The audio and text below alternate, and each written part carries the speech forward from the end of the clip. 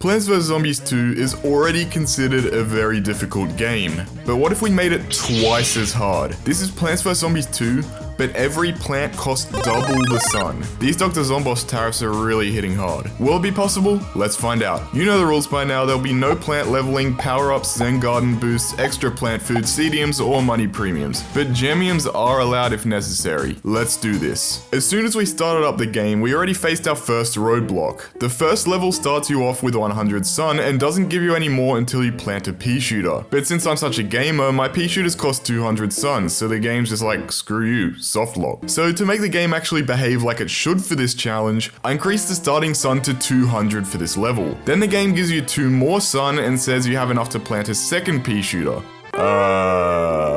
Yeah, I had to bump up the starting sun again. This was the only time I had to mod the level and not just the plant costs. It's almost like we're not meant to be using genetically modified double sun cost plants. After obliterating the level as expected, we unlocked our 100 sun cost sunflower. Day 2 was also a breeze, but day 3 was actually kinda hard. It's insane that I have to say that about a literal tutorial level, but here we are. Luckily, I could use our 100 sun walnuts to store out the cone heads long enough to plant a lot of sunflowers. Building up a big sun production is going to be key to beating this challenge, but spoilers, that's often going to be a lot easier said than done. Regardless, I could still only get 1 column of pea shooters going. This is not a good indicator for what's to come. I mean, we haven't even gotten to the actual game yet, and I'm already having to use strats of a more seasoned Plants vs Zombies 2 veteran. Our newly unlocked doubly expensive but still cheap potato mine helped make up for our lack of pea shooters. This was especially true for cone heads and bucket heads. Potato mine's basically the only viable option to deal with them. 200 sun cabbage pool?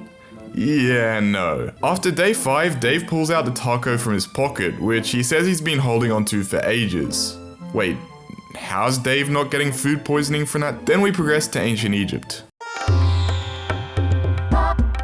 Inflated Walnut carried again in day 1. Despite being the level that gives you infinite free power-ups to beat, day 2 was very possible without using a single one, adhering to our no power-ups rule. Day 3 was the one level where we were allowed to buy plant food because Dave and Penny held us hostage until we did so. We encountered the Ra zombie, which was even more annoying than usual in this challenge since every drop of sun counts. I did dismiss 200 sun cabbage pool earlier, but its plant food ability is actually a pretty decent way to dish out a bunch of damage without spending sun. 350 cost bloomerang. Ouch. Thankfully, conveyor levels don't use sun costs, so we could just play them as normal. I can't describe how good it felt to be able to spam shit again. Then Dave and Penny threatened to use Chinese water drop torture on me if I didn't level up my pea shooter, so this was the one plant I was allowed to upgrade to level 2. In came the Explorer zombie, who was actually super scary since he didn't hesitate to burn right through all of our expensive and finite plants, including our chunky walnut who'd been helping massively at this point. But our new plant unlock, iceberg lettuce, not only helps with the Explorer, but also keeps the same sun cost of 0 sun in this challenge. Obviously that's because 0 times 2 is still 0. No need to thank Professor Koala for that one. We've got day 7 to beat. This was the first level that let us choose our own plants, so from this point on, I'm going to avoid using pea shooter because of its disease. But it's okay because our price gouged cabbage from Coles or Woolies was good enough. If you're an Aussie, you know what I mean. For some mysterious reason, day 8 showed us how the Explorer zombie and iceberg lettuce works, as if we have the mental capacity of a goldfish with Alzheimer's and didn't figure that out over the past 3 levels. By the end of the level, we could barely get down 1 column of cabbage pults, but it's okay because we could just carpet bomb the whole lawn. By day 9, I figured that 3 columns of sunflowers is ideal for this challenge, but like I said earlier, that's a whole lot easier said than done. First of all, they cost 100 sun each. Second, our lack of attacking plants means that they usually just get torn to shreds by the zombies anyway. Even after building up a decent stockpile of sunflowers, we lost 2 lawnmowers. Ancient Egypt day 9, by the way. This has to be the hardest Ancient Egypt of any challenge we've done so far. I cannot imagine what Big Wave Beach and modern day are gonna be like, but that's a problem for future Koala. While we beat day 10, I thought it'd be fun if we brought back fun facts with Koala and looked at a few fun facts based on each world's real life counterpart, place, and time period. Did you know that Ancient Egypt civilization lasted so long that towards its tail end, there were ancient Egyptians studying ancient Egyptian history and architecture that was by then thousands of years old? This is also why we live closer in time to Cleopatra than she did to the pyramids being built. Crazy stuff. Day 11 was our first locked and loaded level, but it was strangely easy. On the other hand, day 12 was carnage, especially with the new pharaoh zombies. Again, this was mostly because it's so hard to keep all the zombies away from all our sunflowers, which are absolute necessities. But making the most of iceberg lettuce and potato mine, we just barely held it all together. Day 13 wasn't too bad, but at this point I realized cabbage pult was a better option than bloomerang because bloomerang costs an arm and a leg while having a mediocre plant food ability in comparison. It's ancient Egypt day 14 and the lawnmowers are already carrying us. That's partially because I decided to give bok choy a try, but I could only get a single one down the entire time because of how much they cost. Yeah, sorry bok choy, I don't think we'll be seeing much of you. Day 15 had us protect endangered sunflowers, but this actually made the level easier rather than harder, because those sunflowers helped us to avoid complete poverty for the entire level. Day 16 was one of the easiest levels so far. Don't ask me how that works. Don't have more than 14 plants on the lawn? Don't mind if I do. Day 18 was our first last stand level. These are the real scary levels in this challenge because no matter what defense we build, it's always going to be half as strong as the level intended. The zombie horde assumes we had double our allocated sun to work with, and we can't even bring sun producers to make up the deficit. Thankfully, being the first of these levels, this one wasn't too bad. Cabbage pult managed to carry with some lawnmower assistance. Love you, cabbage pult. Don't ever let anyone tell you you're shite, because you're not. Be warned though, future last stand levels may be the bane of our existence.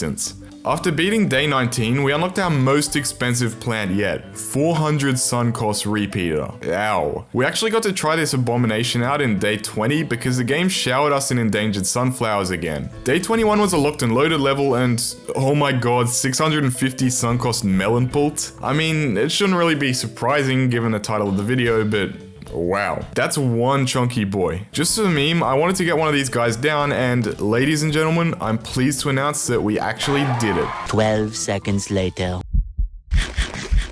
No! Chunky Pult! No! Oh my god. Rest in peace, Chunky Pult. You will be dearly missed. Then we just straight up lost to an explorer in that lane. Never mind, Chunky Pult, I hope you burn in hell. We won on the second attempt. Day 22 was another carry by Cabbage Pult, my beloved. I don't know about you guys, but I'm nearly certain there was never a Gargantua anywhere in ancient Egypt outside of the Gargantua boss and Zomboss levels. Either they changed it recently, or they changed it 10 years ago and I didn't notice. I have no idea. We handled it the old-fashioned way, albeit with 100 sun instead of 50. Day 24 was another last stand level. This time I tried using repeater and potato mines. With some potato mines, plant food, and RNG, we could snipe pharaohs and bucketheads across the lawn. This worked well, but then, just as we were about to win, this one prick decided to spawn in a sandstorm after the lawnmower in that lane had already gone off. After having to redo the whole level because of Mummy McMummy face over here, we unlocked 250 sun cost Twin Sunflower. Yeah, no, regular sunflowers are already bad enough in this challenge. This is just despicable. And that's ancient Egypt done with, since the Zomboss battle is a conveyor belt level, of course. Has anyone else noticed that the Pirate Sea's crossbones kind of look like 4 golden balls? Day 1 was easy as usual, and we unlocked Kernel Pult, my even more beloved. Days 2 and 3 were also a breeze. People often dunk on Kernel Pult for having a luck-based element with its butter attack, but I find the RNG is generous enough that you're going to be buttering zombies so much of the time anyway that it makes it really strong regardless. But that's when it only costs 100 sun. I wouldn't call any plant we've unlocked so far strong at double sun, except iceberg lettuce for obvious reasons. I will say though, Kernel Pult's plant food is pretty helpful for this challenge since it stalls out all the zombies while we farm more sun. We unlocked Snapdragon, which was surprisingly useful since its plant food ability was still as strong as ever. Day 5 wasn't too bad, but you could really tell they were dialing up the number of zombies. We unlocked Spikeweed, but we're not going to be wanting to blow 200 sun on breaking open the barrel roller's barrels, so we'll have to find other ways to deal with them. For now, I had to just settle with Kernel Pult and Snapdragon like we have been for every zombie so far. But this was far from perfect because it lets the barrel rollers creep in way too close to our plants so that their imps can eat our Snapdragons, which obviously aren't cheap to replace. Then I got this ad for the Super Trio offer, and I'm not going to name names, but calling one of these guys Super is one of the stretchiest stretches to ever be stretched. Only in Plants vs Zombies do sticks of butter beat ginormous 10-foot tall monsters. After day 9 we got Spring Bean, which we'll probably use for its OP plant food ability, but apart from that, hell no. By this point I realized why these levels felt a fair bit easier than ancient Egypt so far. Even though we have less space for sunflowers, the fact that the first few zombies are limited to 2 lanes helps us a lot since we can safely spam sunflowers in all the water lanes. By the time the swashbucklers come in, we can just walnut them off from the sunflowers we spam there. At first, the new imp cannons didn't do much at all because we could just spam kernel pults to keep them frozen infinitely. I'm telling you, this plan is actually so much more broken than people like to admit. But later on, imp cannons are going to become way more deadly because if we can't kill them in time, they'll spray imps all over our precious sunflowers. In day 11, I realized that Spring Bean's plant food was definitely the best answer to the barrel roller's barrels. Not to mention that it literally mass murders all the other zombies too. Well, except Imp Cannon, because he's just too cool for mass murder, I guess. 800 sun. 800 sun! Coconut Cannon is by far the most expensive plant we've unlocked so far. Then, as if Crazy Dave knew I was doing this ridiculous challenge, he planted 5 of them for me free of charge. You're looking at 4,000 sun in coconut cannons. I wonder where Dave's getting all that sun from. It's almost like he's using these mini games to launder it.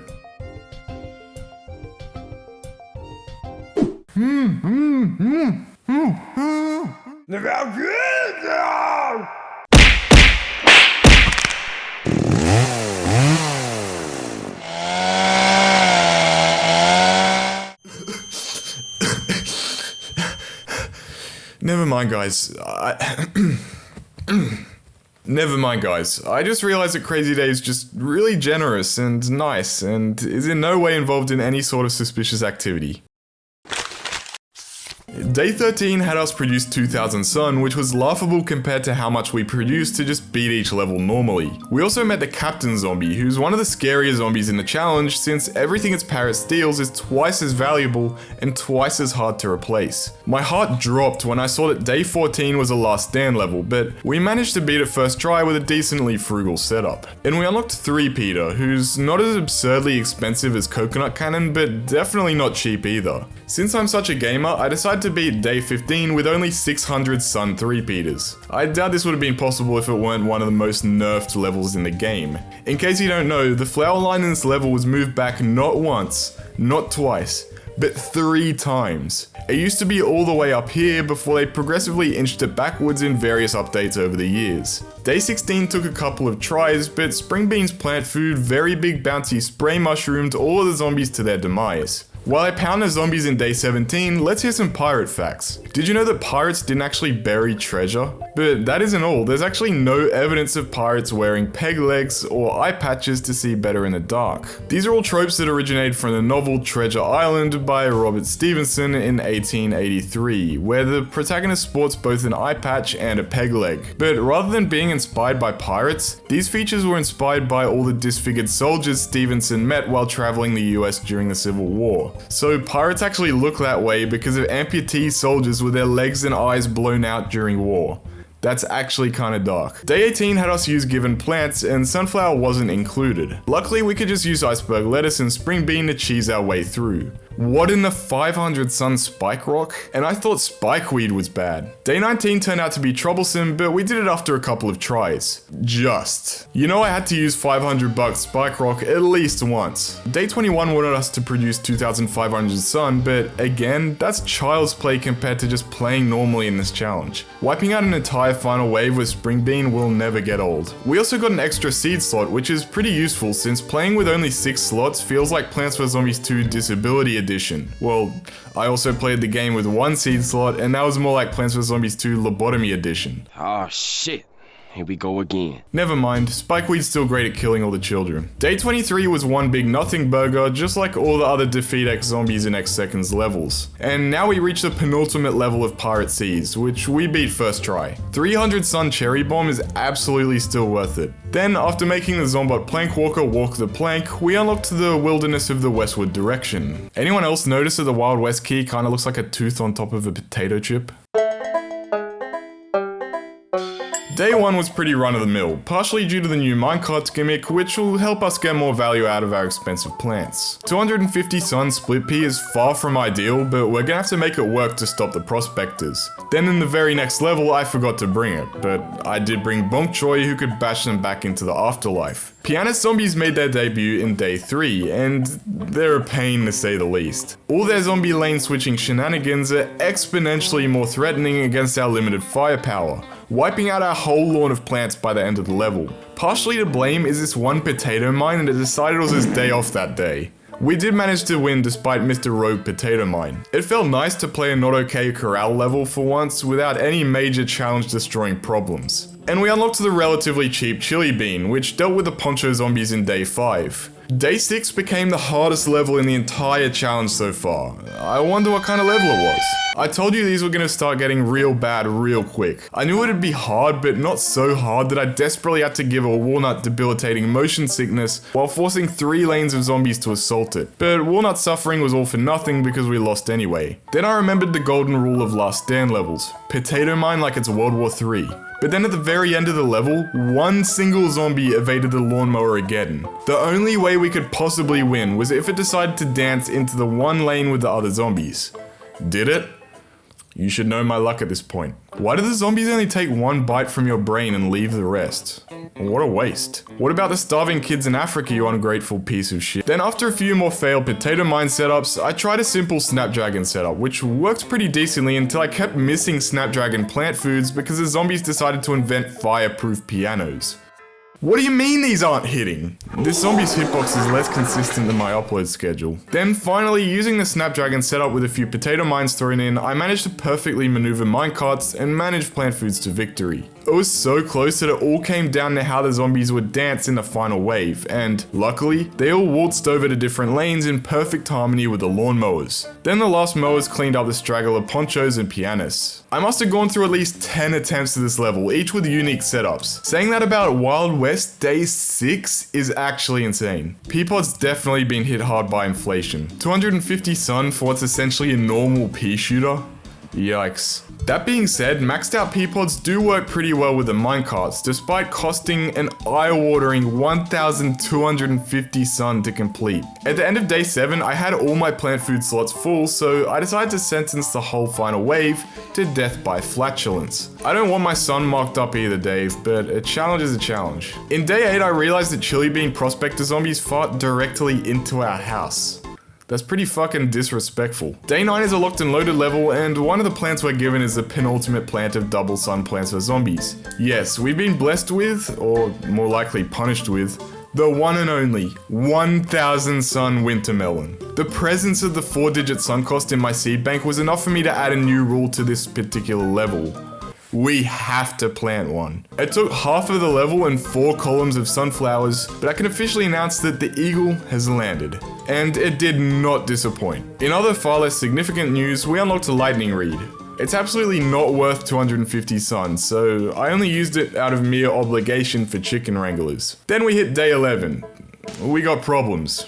Big, humongous, gigantic problems. Or at least I thought so. Turns out a single repeater can sweep the whole level. Shonky Melon enters our possession. Day 13 introduced the zombie bulls, which we just blew up most of the time. I've always found it funny how they just kind of pop out of existence when they die to a potato mine.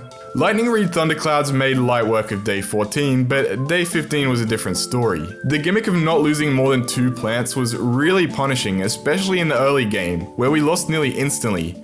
This is because we could only use a couple iceberg lettuces and or potato mines, which have been essential cheap plants for stalling out the early game while we build up our sunflower horde. After a couple losses, I realized a better strategy was to just let the first zombie die to a lawnmower while building up sunflowers in other lanes. I also used walnuts to stall out the zombies rather than those other single-use options. But this still didn't cut it. I ended up switching attackers from repeater to peapod, and this worked wonders, since peapod required less initial sun production to get down on the lawn due to its far cheaper cost. Day 16 turned out to be a pretty tough level, requiring all of our lawnmowers. We just had to hang on until the very end to win. Early day 17 was actually tough. The flower lines were pretty forgiving though. I mean, there were multiple times where the zombies were basically digging their toes into the flowers. There was also a time where a zombie bull nearly gave me a heart attack because it launched its imp right on top of the flowers. But using some quick thinking, I froze the imp with an iceberg lettuce before it could start walking, which gave us enough time for Walnut to reload and hold it in place. Day 18 was another last stand level, and I noticed that we had just enough sun for this spikeweed walnut setup. In theory, this could work, work due to how weak the zombie lineup is. However, chicken zombies actually have a chance of spawning out of range of the spike weeds and on top of the walnuts, which made the strategy just fall apart by the final wave. But luckily, some basic lightning reeds can handle this level. Is what I would be saying if Lightning Reed wasn't complete garbage at 250 sun. Instead, a more modest Snapdragon setup did the trick. I just had to make sure I kept plant fooding the outer 2 walnuts to stop them dying from their lower Snapdragon coverage. This was a lot easier said than done though. Half the time I couldn't even see their faces through the absolute mess of zombies. Day 19 had us use less than 2000 sun and lose less than 2 plants again. This was not fun. After a few attempts, we managed to win using a fully stacked pea pod on a minecart, along with a row of walnuts. But we had to time our pea pod movements perfectly. It came down to the very end with our walnuts just clinging on for dear life, or we'd lose a level. It's actually astounding that this challenge can make usually mundane and easy levels extremely challenging. And we're only on the easiest worlds in the game right now. While we beat the last not okay corral level, it's time for some Wild West facts. Did you know that apart from horses, cowboys also sometimes rode camels? Camels were tested out in Arizona, California, and Nevada to see if they could handle the dry conditions like they could in the Sahara. Through the 1800s, spotting a feral camel chilling in the estates wasn't unheard of. That's because some of them ultimately escaped or were released into the wild. Day 21 gives us a catastrophic combo of requirements, but we still beat it first try with some split pea minecartage. Day 22 was a given plants level, and if the minecart tracks didn't take up the whole goddamn lawn, maybe it would have been an easy level. But nope, we have to place our precious sunflowers right up the front of the lawn, basically serving them up on a platter to the zombies. This turned out to be, without a doubt, the hardest level so far. This is because apart from the sunflower issue, there came a second fatal problem: chickens. These stupid chickens. We have nothing to deal with them apart from flimsy bloomerangs, and they're made even more evil by the fact that they mow down our vulnerably positioned sunflowers, cutting off our sun production for the rest of the level. On about the 5th attempt, we got on this super close run, and upon seeing chickens running towards my house, I tried timing a bloomerang plant food to block them, but I did it just too late. But this attempt proved to me this level could be possible, so I stayed focused. And trust me, it wasn't easy to stay dedicated and not punch my monitor watching chickens kill me over and over and over and over and over again. But alas, after an hour or so of being pecked to death by fictional zombified birds, we beat the level. This is yet another example of a level that's so insignificant in vanilla that I didn't even remember it, yet in this one challenge, it becomes a complete roadblock. Despite also being riddled with chickens, day 23 didn't feel like pulling teeth because we could just bring Lightning Reed. After beating the final level of the world for this challenge in just 2 attempts, we got the perfect prize to end part 1 with: 1000 Sun Wintermelon itself. After annihilating Zombos for a 3rd time, we unlocked Frostbite Caves. Anyone else notice that the Frostbite Caves key kinda looks like a snow cone with arms and armbands on? Or a white mustache? Yes, I'm gonna be finding something that every key looks like from now on. So, how are we gonna deal with the freezing winds of Frostbite Caves disabling our expensive hard to come by plants? We'll have to find out in part 2. The 8 worlds still to come are only gonna get exponentially more chaotic. Will they even be possible? At this point, it's anyone's guess. Thanks for watching, Koalians, and I'll see you all in the next episode.